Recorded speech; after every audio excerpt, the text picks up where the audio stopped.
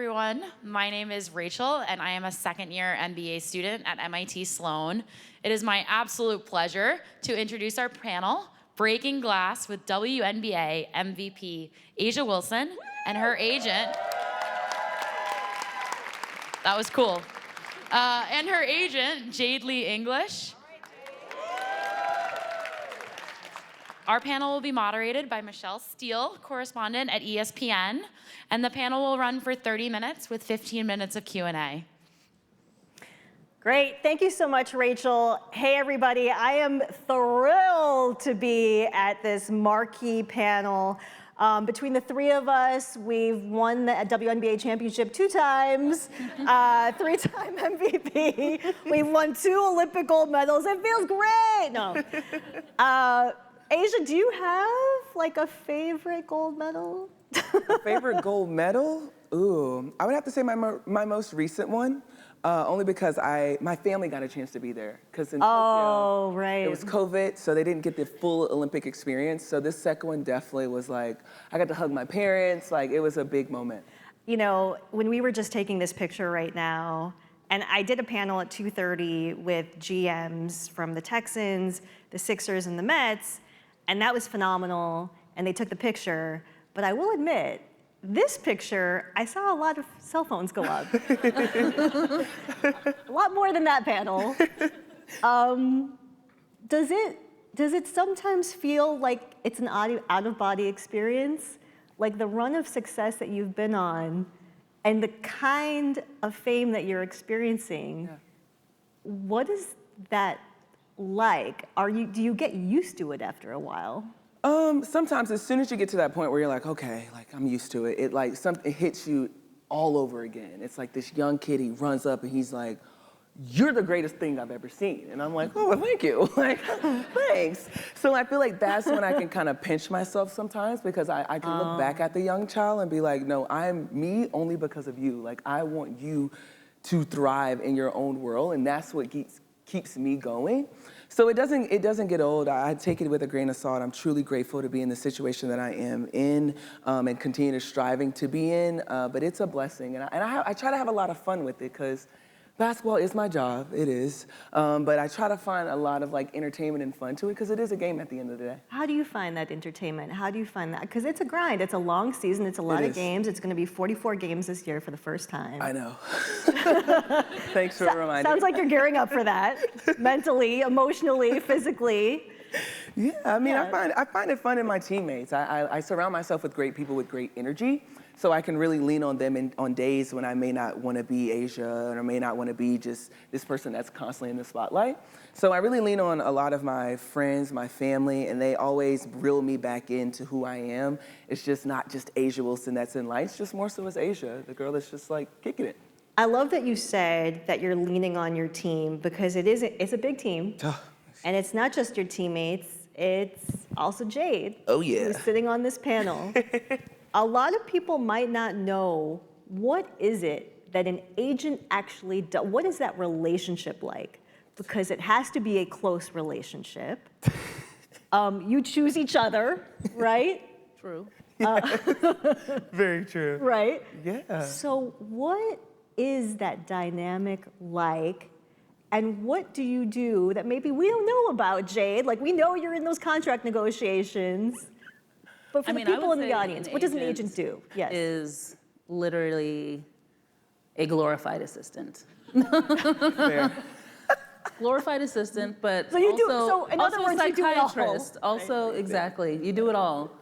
I mean, by definition, an agent is someone who is looking after their business affairs and negotiating their contracts and really making sure that they're making good business decisions and advising them, and then also advocating. But it's so much more than that. I mean, one day I could be making reservations, the next day, like, I flat ironed A'ja's hair today. She did. So, literally She did. anything. You could be doing anything. And then talking to Nike about your shoe deal. Exactly. Yeah. It- Like, even going off of Literally. that, I feel like people don't know, like, Jade and I have been in the same circle for a long time. Like, Jade was my kind of like day-to-day manager before she became my agent. So we formed that bond very, very quickly. It's been times where I'm like, emergency contact, Jade English. Like, I don't even put my mom because I'm like, I don't know if that lady's gonna answer the phone, but I know Jade will. And like, that has been our bond even now as a pro, and even now when we're well, I'm not always in the room, but when Jade's in the room, she's literally a representation of me. And sometimes I look at Jade, she says glorified assistant, I say guardian angel because she is the one that keeps me in check when I need to. She tells me everything, be honest, and I can appreciate that. So when you're forming that client-agent kind of bond, you literally want to pick someone that's going to uplift you in spaces and rooms that you're not in. Yeah. And you have to trust them, and I trust Jade with my whole life, and I will say that every single day. She flat ironed my hair, yes, today. She like helps me on so many different levels, but like when it gets down to the nitty gritty of the business, I also know that Jade's gonna be like, hey, let's talk about this. And so when it came to Nike and the shoe, we went by ourselves and we had our own conversation about how do we want this to be? What can we take care of? Or what are the boxes that you wanna check off? So now when she goes back to the table, when I'm sweating on a gym floor, she's now at the table like, well, this is what my client wants and needs. And that's what I love the most about Jade, my guardian angel, that is the physical form. I'm sure you were pitched by every single agency. Yeah. How did you decide? How did I decide? Yeah. And like, I had some fails. Like in some situations, I'm like, okay, well that agent wasn't the best fit for me. And I had to go through that process and figure out, okay, we didn't mesh as well. Let's try it again. Let's try something else. And so when it came with Jade, it was just more so of just, she's home. Like that, I always say Jade's like my older sister. Sometimes she'll text me and she'll be like, I need your advice. I'm like, girl, what is going on? Like I'm your little sister, and I'll be like, okay. But so when it came to making that decision, like it was a no-brainer when it came to Jade, only not because of her professionalism, of course, that's there, but more so on just the energy and just a person to be behind you and always riding for you no matter what. Like that was an easy no-brainer for me. I feel like trust has got to be so critical. Like you cannot overstate how important that part is of the relationship. For sure. Like you 100% trust her with to be your emergency contact, literally, with one of her many phones. Let's talk about that shoe though. Yeah, let's get into it. I can talk about it now. Okay, right, because it was cloak and dagger there. When did that process start? How did it start? And what were you looking to accomplish? It probably started around maybe 2 years ago now. Yeah, 2025, about 2 years ago. And Nike kind of sat me down and they put up this screen of Coach Jade-Li, and those who don't know, it was literally Jade-Li, 2 years ago, I think. Yeah, like 2 years ago yeah. And Dawn Staley, she coached me in college, and she's like sitting on the screen, and I don't even know what she's talking about because I blacked out after she said, I'm getting my own shoe. So she just tells me I'm getting my own shoe. It was Coach Jade-Li who actually told you in the video that you're getting your own shoe. So it was like a full circle moment to have someone like that meant so much to me, kind of let me know that I'm now becoming a signature athlete with Nike. And then once we kind of got that conversation out, it was go time. It was like, what do you want your shoe to look like? How do you want it to feel? And my biggest thing was comfort. I wanted everyone to feel comfortable because the last thing you want to worry about is your feet.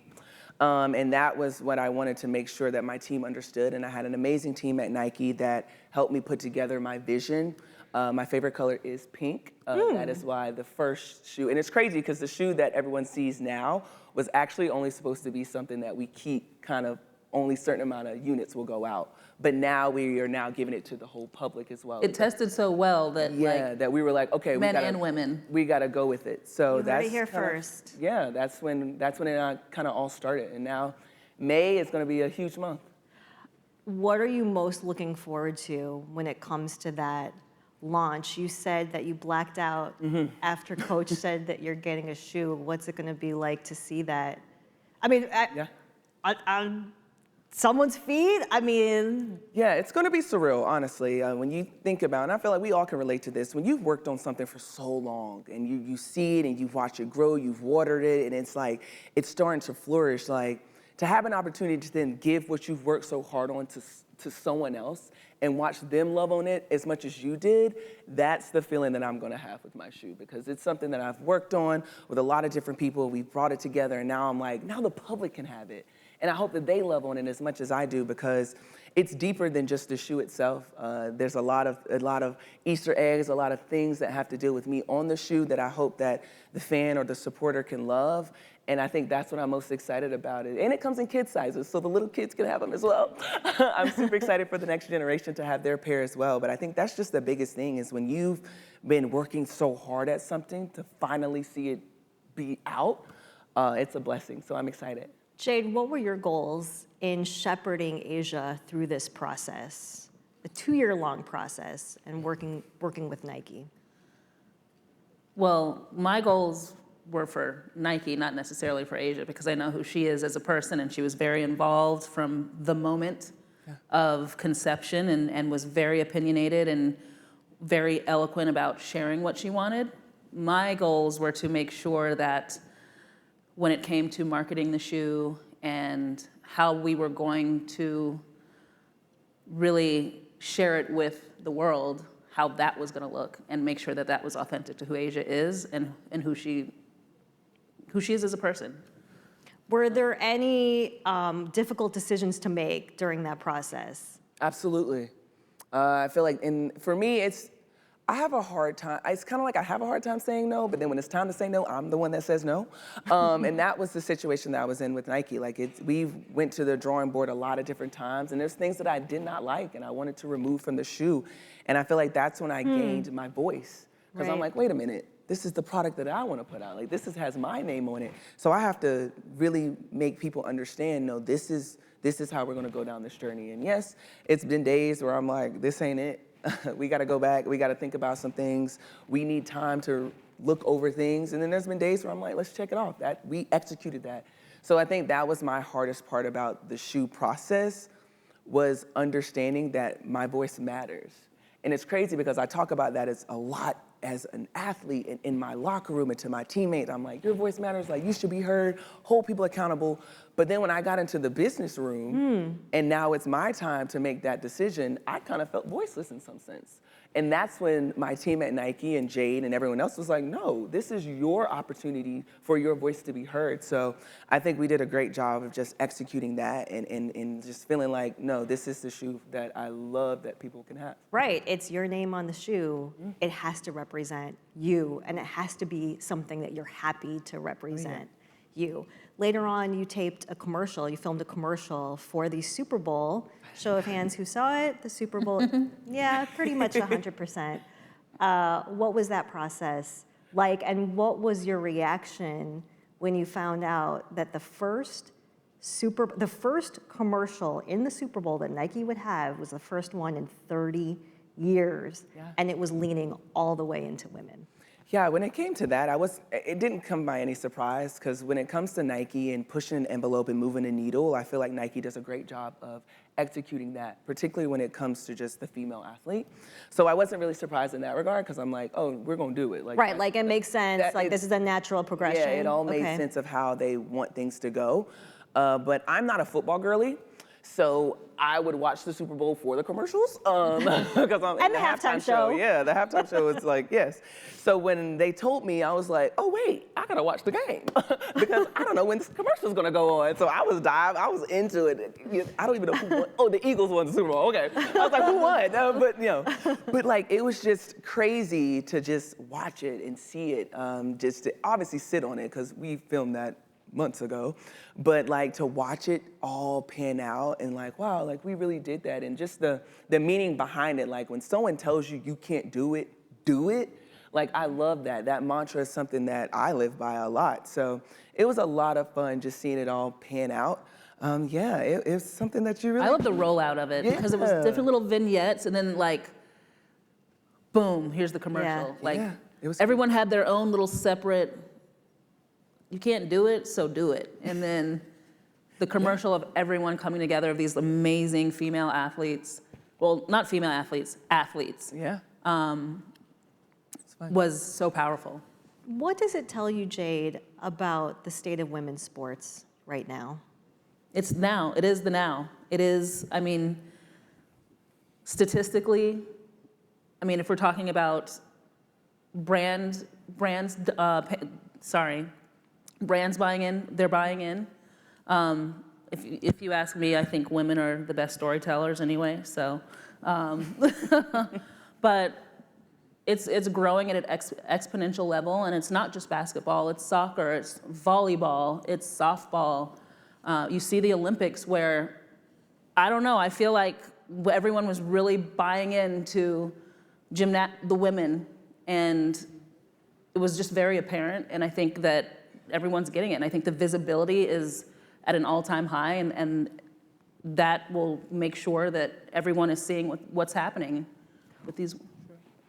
How do you think NIL has changed the game for women athletes? Back in my day, we didn't have NIL. So I can't speak on it. Shoulda, woulda, coulda. No. It's changed the Over game here. completely. They're professional athletes who go to school, basically. I know there was a panel here also that. That's a crazy way to think of it. Yeah, it is. Ew. That's what it is. Like, I know there was a GM panel here. It's a full-time schedule, right? And go to class. And go to class. And go to class. Wow. And deliver for brands and do this and capture our own content and do all of these things.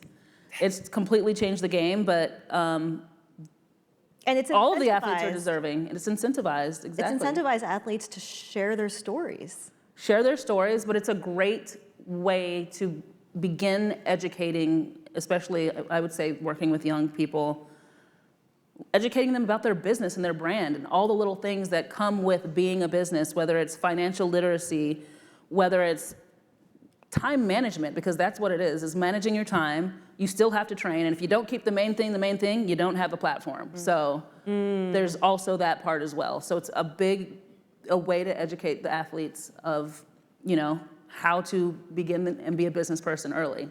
Do you think that NIL has increased the likelihood that a college fan, like a South Carolina fan, will follow those players, right? Even more so to the league, because you have these huge brands amplifying them, and they just grow, right? They just take those players and grow them even more in the pros. I mean, we have college athletes in national commercials now.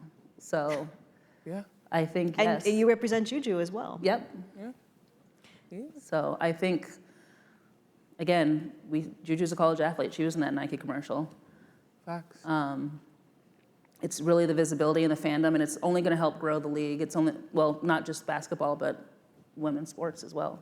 Has it affected the calculus, you think, for women in college who decide to go pro or not, NIL? Because in some cases, they can make more money. Well, there's a little rule in the CBA now that you either have to be 22 or graduated in order to be eligible for the draft. Yeah. We're in the middle of new negotiations right now with the CBA, but I think that, yes, it's not really much of an issue with women, I would say, more so than on the men's side, because the men can be one and done. So it's like, do I stay in college, or do I stay, or do I go pro and make this money, this other money? With women, and there's so many other variables as well, where, again, like, as of right now, there's probably some college athletes that make more than WNBA athletes. It is what it is. So, I mean, that's also something to be talked about as well. How hopeful are you, Asia, looking around at the value that you and the rest of the WNBA players are creating? Tremendous value. And it's on paper. We've got a box score. It's called the media rights deal. How hopeful are you that this year, when that CBA is renegotiated, the players will get what they deserve? I'm very, I feel like it's time.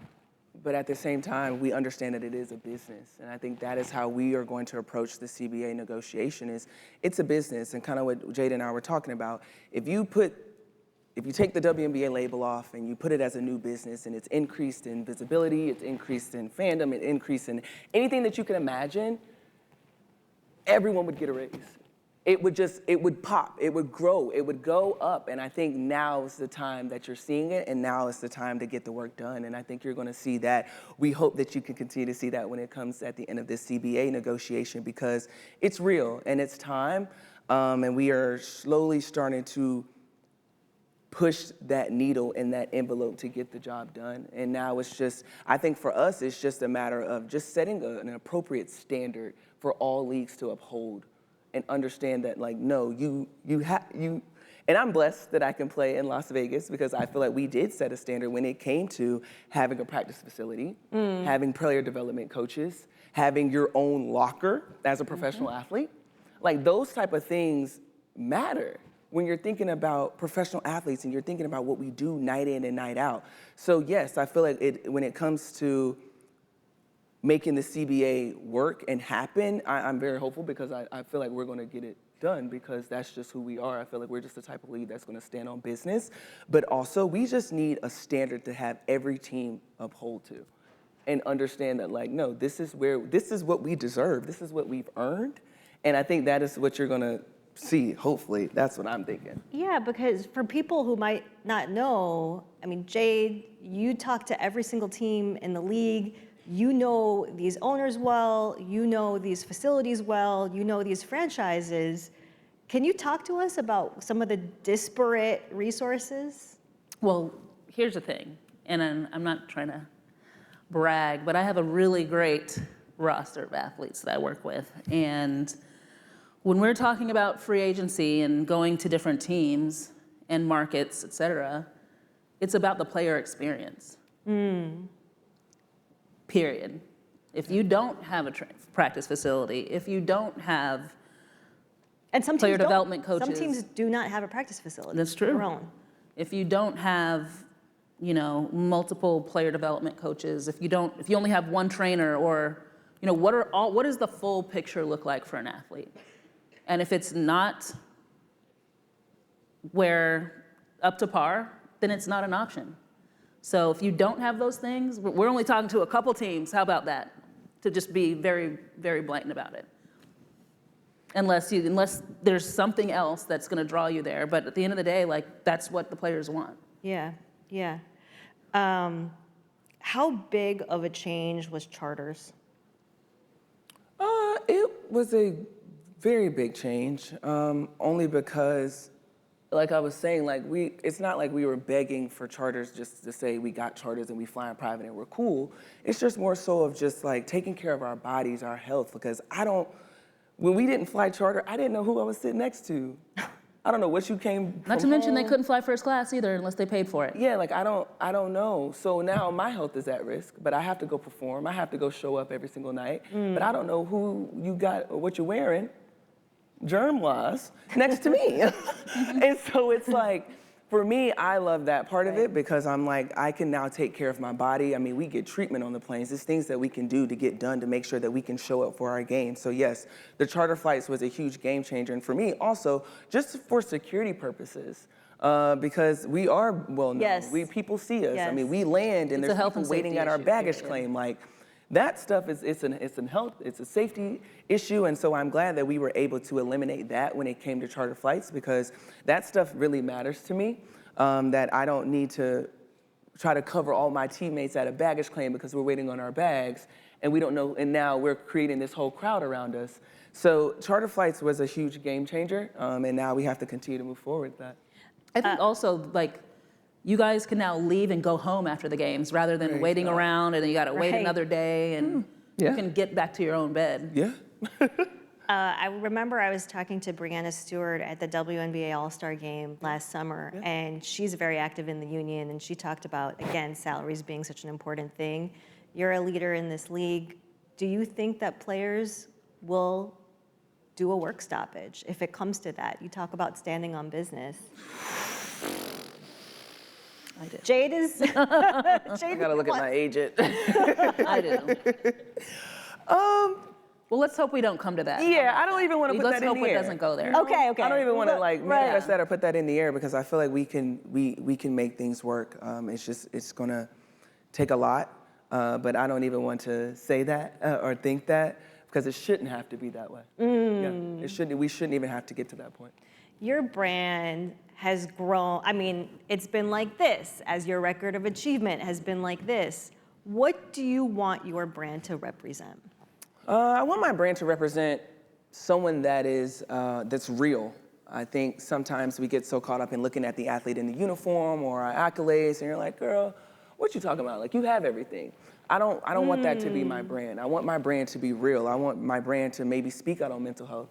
I want my brand to speak out on sometimes just not feeling good and feeling those feelings. I want it to be real so I can connect with people and help them understand I am just like you. Like we probably go through the same stuff, and every single day we get up and we put on our best face and we step forward and show up and have a seat at the table. And if we don't have a chair at that table, we bring in our own. Like, that is kind of what I want my brand to be. And I'm so grateful to have brands that support that from me. They don't ask me to, they don't put me in a box. They ask me to be more and think outside the box. And that's what I'm so appreciative of. And I actually have unapologetic tatted right here on my arm, because I feel like that is kind of what my brand is. And when Jade is going to these brands and speaking on me, I'm pretty sure she's like, you're gonna get what you get when it comes to Asia, so be ready. Because I don't like changing. I feel like we shouldn't have to change. Like, you should be your true self, and there's someone out there that loves you for that, that wants to invest in you because you are that. And I'm grateful enough to have those type of brands behind me. So when it came to my brand and how I wanted it, and yeah, imposter syndrome, and yeah, I wanted to be this, I felt like I had to look a certain way or talk a certain way and be a certain way. And I just lost myself in that. And I was like, this is not fun. Like, I felt like I wasn't really connecting with people, and I didn't want my brand to be that way. And so that's when I kind of scratched that out, erased that.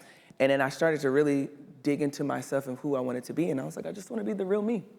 I think you also talk about like being that accessible role model where you're not on this pedestal, like you said, and anyone can walk up to you and anyone can feel like that they can relate.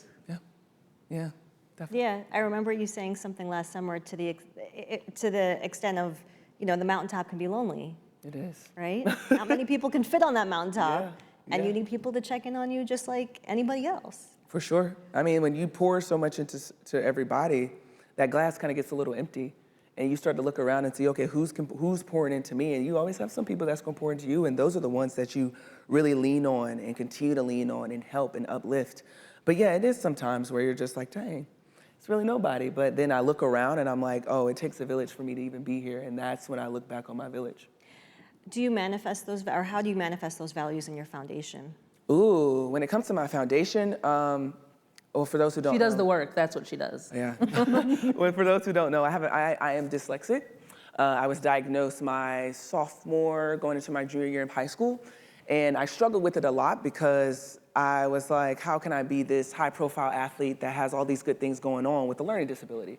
People are gonna think I can't read, people are gonna think I can't write. I'm like, there's something wrong with me. And so I was able to get a lot of different resources to help me navigate that. So when it came to graduating college, because I didn't have NIL and I couldn't start it on my own, I wanted to make sure that I could start a foundation that helped young kids and families with learning disabilities. And it's my baby. It's something that I really pay a lot of close attention to, only because it's my heart. And yeah, it's been a tons of fun, just doing small things of just making sure teachers are certified to identify a child that may have a learning disability and different things like that. So it's been a lot of fun watching it grow, and those are the values that I kind of hold near and dear to my heart, because the youth matters, making them understand that they're seen, they're heard, no matter what their learning disability may be, no matter what they may look like. It's something that's so huge to me. So when it came to my foundation, I wanted to make sure that I was able to execute that across the board, and we're growing. And it's evolved.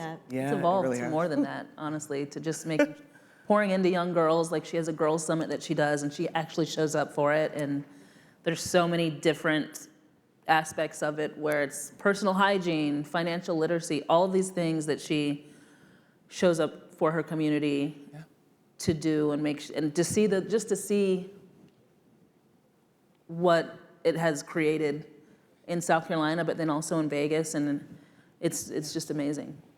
What is Clutch's sort of approach to advising clients, Jade, when it comes to that social impact strategy? And, acknowledging sort of the landscape that we're in now, where it feels like a precarious time to speak your truth. No, I think the first thing we do is encourage them to look within and, figure out what that means, what your cause is, what is meaningful to you. And then we will help you, whatever that means, show up in that way for your community and actually have an impact rather than just talk about it and whatnot, and actually be impactful within your community. But then there's also the education aspect, to your point of we're in interesting times, and I think making sure that our clients are just educated about what's happening, and then advising, let them take it from there.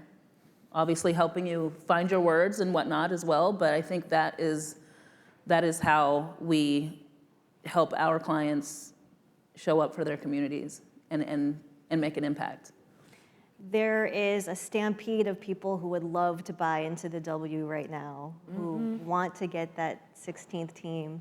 What kinds of investments would you like to see, Asia, to sustain this growth? Because you have to invest in growth to sustain it. For sure, yes. My biggest thing when it's talking about expanding the W, I would just have to say, put your money where your mouth is, but truly invest in more than the athlete. I feel like there's a lot of different storytellings there. I feel like the W is like a melting pot of greatness. It's a lot of different women from different paths of life that the basketball just happened to lead them. It was their vehicle, but there's so much more into that. And like, obviously being in a beautiful city helps, but when you that's just a little small piece. Right. But the rest of it is like investing in just the woman and what does she stand for? What does she believe in? How can we increase her visibility so she can be heard and seen? And I think that is so key when we're talking about investing in the team. And like I said, our owner's Mark Davis, he owns the Raiders. And I remember he took me to, we went to like a football game. Once again, had no clue. But I was sitting there eating my popcorn, like, yeah. And so many people on the field, like, what are we doing? But he was real with me, and he was just like, football's my thing. I don't know much about basketball, but I'm here to learn and invest in you guys. And whatever you guys need, I'm here for you. And like that there spoke volumes to me, because I'm like, you need some of those owners and GMs or whatever, the big wigs, whatever you want to call them, to sometimes be like, okay, we don't know. We need a little help. And I think that is what I would love to see in the expansion. Is like when we have these amazing ownerships that are people that are just wanting to be a part of so many different teams. I hope that you're ready for the ride and understand that this isn't just going to be something that you write on your resume or the little thing that they list under your name when you're speaking. Like, no, be a part of it. Get to know your players. Know what they want, what they don't want. Like, invest in them in that way. And I think that is how I will be very pleased. Because it's a hot commodity. The W's a hot commodity. Everybody wants one. It seems so good. Everyone's like, oh, I need it. Great. But what are you about to do with it? Do the work. Do the work. Put the work in. Do your research. Get educated on us so you're not just talking about random stuff, because then you lost us. So I think that's the biggest thing, is like pouring into just more than the athlete. We have some questions from the audience. A lot of fans in the audience. It's a friendly crowd. Asia, you mentioned feeling heard in the locker room, but perhaps not having as much a voice in the boardroom, right? You had to kind of check yourself during the whole shoe process. What advice would you give to those transitioning into new careers or stepping into unfamiliar professional spaces? And we talked a little bit behind the scenes as well. Like, you are, when we talk about the W, it's been unprecedented, historic growth, like fill in the blank with whatever adjective you want to use. Yeah. There is no one, like, you're in new territory here. Yeah. So how do you get comfortable with being in these different spaces? We actually did talk about it. I always kind of use the analogy of like touching a hot stove. Sometimes you got to touch it just to see if it's hot. And that's how I navigate kind of the world. If I'm going into a new space, I'm all for making bold, crazy decisions, because I'm like, hey, either I'm gonna learn from it or I'm gonna love it. And so I think just my advice would just be like, understand that you're exactly where you need to be. Know that you're fully equipped to be in that situation, because if you weren't, I promise you would not be sitting in that realm. So I think my biggest thing, and that's how I navigate it, is just like, I'm here for a reason. I am here and I'm 10 toes down and I'm understanding my assignment, and I'm gonna be the best person, best professional that I can ever be. And I think that's what Coach Jade-Li has taught us since college. She taught us how to be a pro our freshman year because we didn't have NIL. And I'm still gonna harp on that. We didn't have NIL to protect our brands. We had to try to protect it ourselves. Right. And you're talking to a 17-year-old telling them to be a pro. And you had to touch that hot stove. You had to say, oh, that was a bad decision. And there's gonna be times where it's gonna be mistakes, it's gonna be mess ups, but you can always bounce back from that. You can always shine your brightest in that. So I would have to say, know that you're equipped to be in those spaces and be bold, be brave. You're there for a reason. Yeah, you're there for a reason. This is a question for both of you. How do you feel about the scarcity mindset that often surrounds partnership opportunities for female athletes? How can teams mitigate the unhealthy competition that comes from a lack of sponsorship opportunities, and whose responsibility is it to remedy that deficit? Is there a scarcity mindset?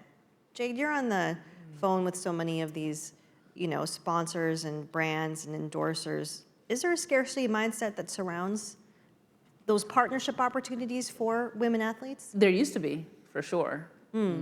It's changed so much where I remember having to be the person to sell a brand on why this woman would be a really great partner for you. And now it's, and really helping them do their job as well when it comes to properly marketing women and all of those things, the things that come with that. But now, I don't think there is now. I would say when it comes to, I would like to see a little bit more of brands kind of spreading the love, I would say. But it's not really us having to go and sell to the brands on why they should partner with women. It's them like, okay, this is great, we're excited. They're excited about it now. And I think you see that in all the partnerships across women's sports and even within college. I personally think that, sorry, I forget to have a mic. We are at a place where we don't have to use the men's tournament or the men's leagues to help get partnerships for the women. I mean, I guess that's part of it, but I think that's where we are, and it's great to see, but I mean, they can always do more. Could you give an example of how the opportunities have grown? You're talking about at first you had to sell brands, right, on the concept. Now you don't have to do that as much Well, you see anymore. women, I mean, just a perfect example is I have many clients that are partnering with beauty brands now. The beauty brands never used to partner with with women athletes, which is like, it's a no-brainer for me, I would think, but Oh, yeah. now it's like, oh, Glossier wants to come and partner with you, or Estee Lauder, or the big fashion brands also, where they're in spaces that they weren't in before. And I think that's the biggest takeaway from the growth as well, is that it's not just the traditional sports partnership where it's the shoe brand and maybe the drink deal, but it's grown to beauty partnerships and snacks and all different types of partnerships that you can have that used to not be there for women. Last year was my first All-Star game, and the number of activations. Where was All-Star? Phoenix, in Oh, Phoenix. Phoenix, yeah. It was hot. Yeah, it was hot. I didn't go outside one time. Oh, Yeah. I wish I could say the same. Jade, can you please tell us about your career journey in getting here? It was did a you very, get very here? interesting career journey. I will say, I grew up in the basketball family. My dad used to play. Alex English, He Denver used to play. Nuggets. Yeah, That's her dad. that's dad. But I started off in the music industry and in entertainment, and when I worked with my first women's client, I really was like, wow, this is what we're doing, really? Like, we got to do better. What do you And mean? As far as the league was definitely in a better place. I think that was 2 CBAs ago at this point, maybe one, where they were still sharing rooms when they were traveling. And you know, things like that, where there was the only option if you wanted to have a reasonable wage and way of life is to go overseas and play. Right. Right. And that was just crazy to me, honestly. It just made no sense. And so that's kind of where I found my purpose. I fell into it. I did not want to be an agent. I didn't grow up saying, oh, I want to be an agent. Never had that thought. And then I finally got to a place where I was like, why am I fighting this? This is my calling. Not to mention, there weren't a lot of agents that looked like me either. And that was also crazy to me, that it's a league of, you know, I don't know, 75% black women and there's no black agents. That's wild. Or not no, but I mean, that's kind of where we were. And so that was where I found my calling. This is an agent-related question, but for both of you, how do you work to build trust with your clients? And conversely, Asia, what were you looking for in an agent to establish that trust? Because you guys have a very high level of trust, the highest level of trust. For sure. I don't want to say I was looking for a friend, but it's like I just really needed someone that I could trust in those rooms. Because as an athlete, we're doing the work of obviously putting in the work and on court. But when it comes to those decisions and when it comes to just like needing someone to like be your cheerleader or rooting for you or like tell you or brands what your worth is, you gotta find somebody that's gonna do that and do it like the right way. And so for me, when it came to looking for an agent or looking for just someone that I knew that could guide me, it had to be someone that had a good heart. It had to be somebody that just wants to do it, like want to actually go and fight. Like I'm not Jade's only client, so Jade has to really be this person for how many clients you got? 20. 20 people, y'all. 20. I can barely get through my teammates, and it's only 12 of us. But who's your favorite one, Jade? No, I'm kidding. But like that was my thing. Like I was like, I need somebody that's gonna be like just a hard nose, that's gonna not take no for an answer, that's gonna root for me, and then I can trust to also come back and be like, Asia, that ain't it. Like I needed someone that could really give me the good, the bad, the ugly, and that was Jade in that. She checked off all those boxes, and we were just lucky that our dads literally grew up together. Like we were just always in each other's circles, just through family and friends, that we just connected like this. But that was so key with me. Like I needed somebody, like I said, that I could put on my emergency contact and know that I can hit up at any time, and they're gonna answer. And I'm so appreciative of that. Yeah, how do you build trust with your clients? I think it's it really helps just that you spending come from time with them. basketball. It's really spending time. Like, at the end of the day, being an agent is a job of service. And I would say that in order for me to do my job the best I possibly can, I have to know my clients inside and out, and trust eventually comes along in the time that you spend. And it's transparency as well, just being completely transparent and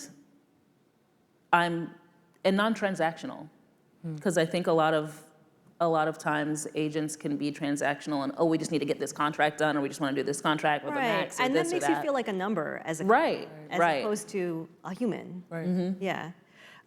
We have to do a little lightning round because time is ticking down. But Asia, what's the best teammate bonding experience you've had outside of playing the games and practices? I know you guys like to have fun. Oh yeah, we get down. Last year we did a, what's the horse race where they like jump over the stuff and they go through the cones?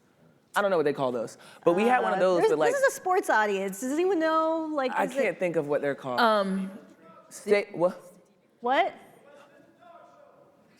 It's kind of like a dog show. It's something like Y'all that, went but to with one? horses. No, it's literally. Equestrian? It's just the equestrian? Okay, we did that, but we did that with like fake ponies.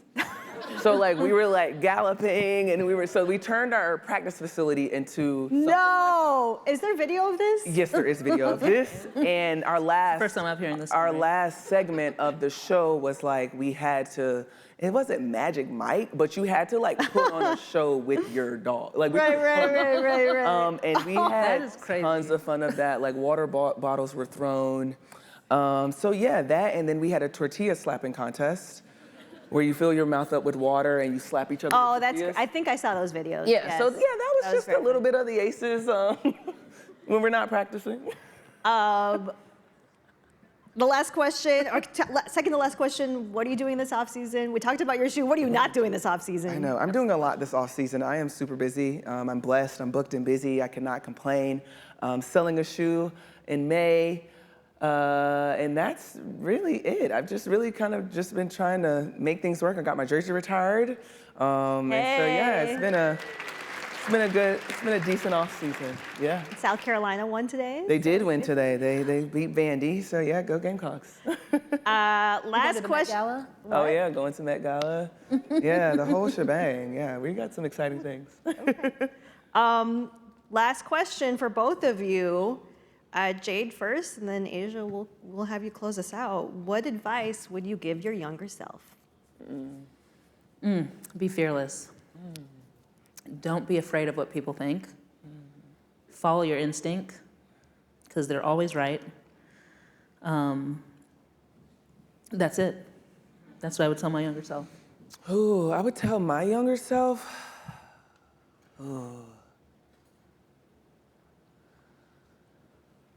Nobody cares, work harder. Like I literally have to sometimes tell myself, because I get so caught up in like making sure I'm this way and it looks this way, and I'm like, nobody's even gonna care. Like as long as I feel good and as long as I'm good at where I am and I'm like really happy in the space that I'm in, nothing else matters. And young Asia would always get so caught up in making sure everybody cared, and it was like, no one cares. Like, just keep working. Literally, smell the flowers, keep it moving. Nobody cares, work harder, print the t-shirts. And don't be afraid to fail. Yeah, Do not be don't be afraid to fail. Not be afraid. Yeah, failure's the best. Well, you're succeeding very much. Thank you. So thank you so much, you guys, for the time. Really appreciate it. Thanks to everybody for coming out. Yes. Sloan. Get your A1 shoe. Yeah, get those A1s.